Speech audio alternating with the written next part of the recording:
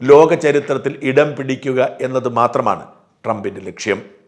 അതിനുവേണ്ടി ഏതറ്റം വരെ പോകുന്ന ട്രംപ് ഏറ്റവും വലിയ തെളിവായി കരുതിയത് ഇന്ത്യയും പാകിസ്ഥാനും തമ്മിലുള്ള സംഘർഷം അവസാനിപ്പിച്ചതിൻ്റെ ക്രെഡിറ്റിൻ്റെ പേരിൽ നൊബേൽ സമ്മാനം കിട്ടുമെന്നതായിരുന്നു. അതിനുവേണ്ടിയായിരുന്നു ട്രംപ് അനാവശ്യമായ ഇടപെടൽ നടത്തിയത്. എന്നാൽ ഓപ്പറേഷൻ സിന്ദൂർ എന്ന ഇസ്രായേലിൻ്റെയും റഷ്യയുടെയും പിന്തുണയോടെയുള്ള ഇന്ത്യയുടെ ശക്തമായ ഓപ്പറേഷന് മുമ്പിൽ പാകിസ്ഥാൻ തളർന്നു വീണപ്പോൾ ട്രംപിൻ്റെ ഇടപെടൽ ഇന്ത്യക്ക് ഗുണമല്ല ദോഷമാണ് ഉണ്ടാക്കിയത്.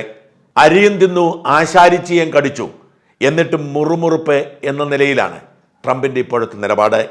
ഇന്ത്യക്ക് പ്രതിസന്ധി ഉണ്ടാക്കി കൊടുക്കുകയും അർഹമായ ഒരു വലിയ വിജയത്തിൽ നിന്ന് ഇന്ത്യയെ തള്ളി നീക്കുകയും ചെയ്ത ശേഷം ട്രംപ് പാകിസ്ഥാനെ രക്ഷിച്ചതിൻ്റെ ക്രെഡിറ്റ് ഇന്ത്യ കൊടുക്കണം എന്ന് പറഞ്ഞാൽ എങ്ങനെ ശരിയാവും?